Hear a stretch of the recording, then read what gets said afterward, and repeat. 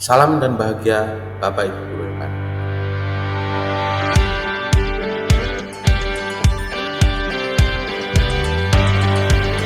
Saya Anggit Hanif Fitrianto, calon guru penggerak Angkatan 10 kelas 10038 BPGB Jawa Tengah.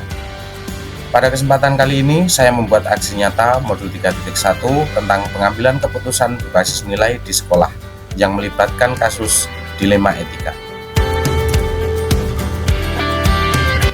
Namun sebelumnya, perkenalkanlah pendamping praktek dan fasilitator kelas saya, yaitu Ibu Sutarti dan Bapak Iswanto.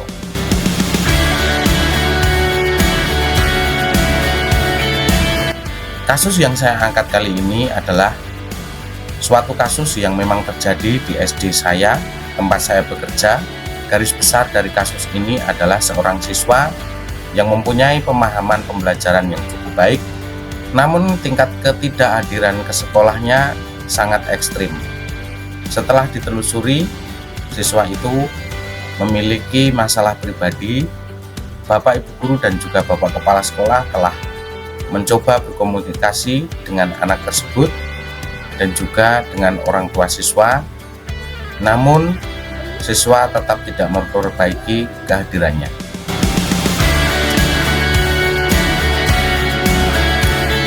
Setelah melalui proses pengambilan keputusan, maka sekolah memutuskan untuk tidak menaikkan siswa tersebut karena ketidakhadirannya yang ekstrim dan berdampak pada proses pembelajaran dan perkembangan karakter serta citra guru dan sekolah tempat saya mengajar. Hal ini diputuskan bersama dengan kepala sekolah, guru, komite sekolah, pengawas sekolah, dan juga kepala koordinator PAUD-Dikdas dan LS kecamatan tempat sekolah saya bekerja.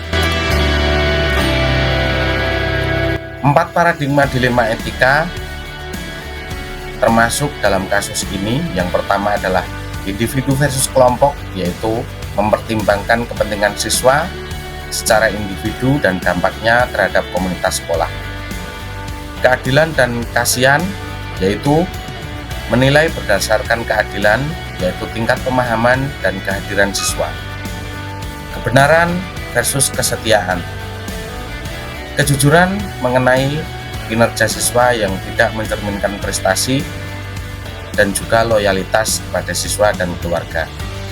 Kemudian paradigma jangka pendek versus jangka panjang, yaitu keputusan jangka pendek yang atau menaikkan kelas dan juga manfaat jangka panjang dalam pembentukan sikap dan tanggung jawab murid itu sendiri.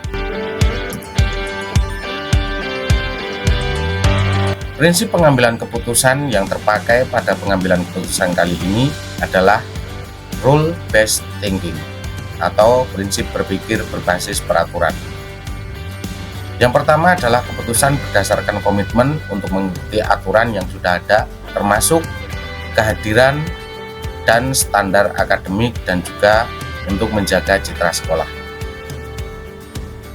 Guru dan kepala sekolah memiliki komitmen kuat untuk memastikan keputusan sesuai dengan kebijakan pendidikan yang berlaku, walaupun itu sangat sulit dilakukan.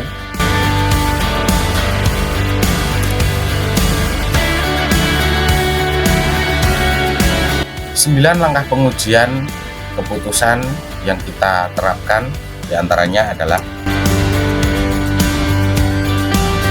yang pertama, mengenali nilai yang bertentangan.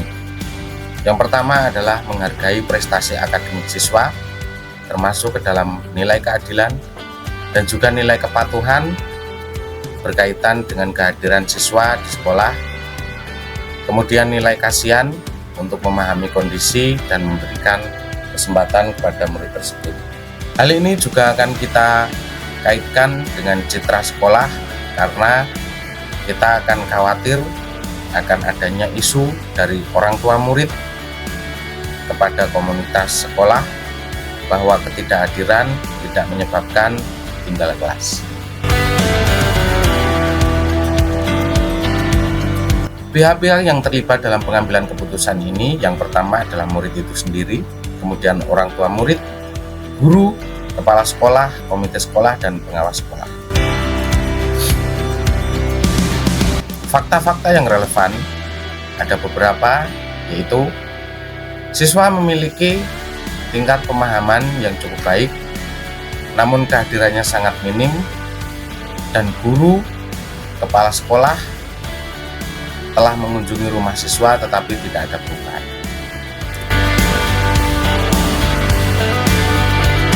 Pengujian benar atau salah. Legalitas, memang tidak ada pelanggaran hukum, tapi peraturan sekolah jelas dilanggar dalam hal ini. Intuisi, kita harus mempertimbangkan keadilan bagi murid lain dan seluruh komunitas sekolah. Kemudian regulasi, memang siswa yang tidak memenuhi batas kehadiran tidak boleh dinaikkan kelas. Pengujian paradigma benar melawan benar, individu versus kelompok. Apakah fokus pada kebutuhan satu siswa atau kesejahteraan seluruh kelas? Kemudian keadilan versus kasihan, menghargai prestasi siswa atau menegakkan aturan. Kemudian jangka pendek versus jangka panjang, apakah kita harus mengorbankan pendidikan murid sekarang yang akan berdampak pada masa depannya? Prinsip resolusi digunakan untuk menyeimbangkan kepedulian terhadap murid dan kepatuhan pada peraturan sekolah. Dan kami menyimpulkan bahwa perlu diskusi lebih lanjut dengan seluruh pihak yang terkait demi kelancaran terhadap pelaksanaan keputusan yang telah kita ambil. Investigasi opsi trilema. Di sini ada beberapa opsi trilema.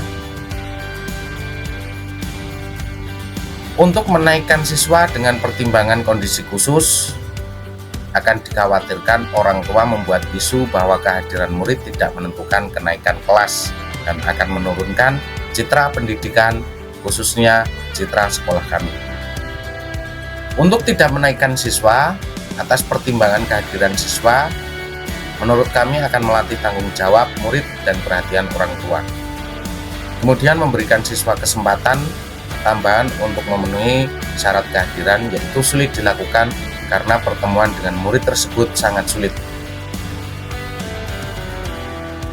Hal ini dikarenakan tingkat kehadiran siswa sangat minim dan sangat rendah.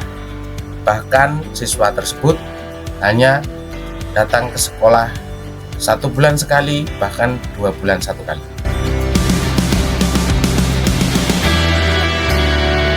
Kemudian membuat keputusan. Keputusan akhir menurut kita adalah yang pertama, tidak menaikkan siswa tersebut atas dasar kehadiran. Dan yang kedua, keputusan ini diambil berdasarkan koordinasi dengan kepala sekolah, komite sekolah, pengawas sekolah, dan kepala koordinator PAUD Dinas LS kecamatan tempat saya bekerja. Hal ini demi kelancaran keputusan yang telah kita putuskan.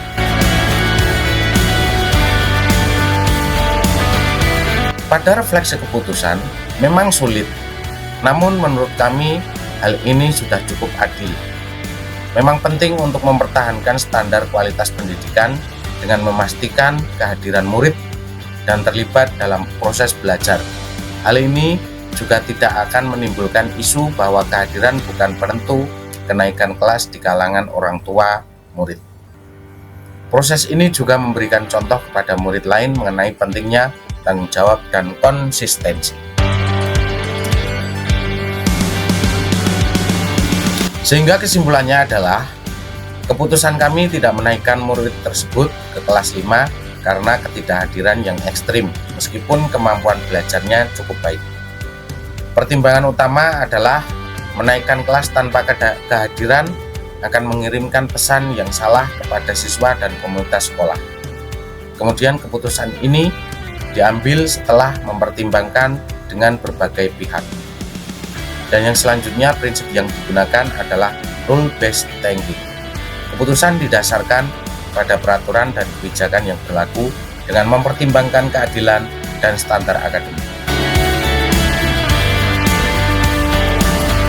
Sebagai penutup, saya merefleksikan bahwa pengambilan keputusan ini menunjukkan pentingnya menegakkan aturan secara konsisten demi kebaikan jangka panjang siswa dan lingkungan sekolah.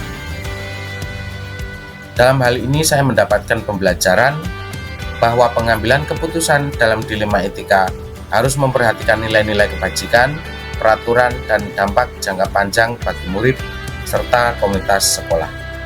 Saya berharap menjadi bagian dari pembentukan karakter siswa yang lebih baik serta menciptakan lingkungan sekolah yang lebih disiplin dan bertanggung jawab sebagai calon pimpinan. Demikian presentasi dari saya, semoga bermanfaat dan salam dan bahagia Bapak Ibu.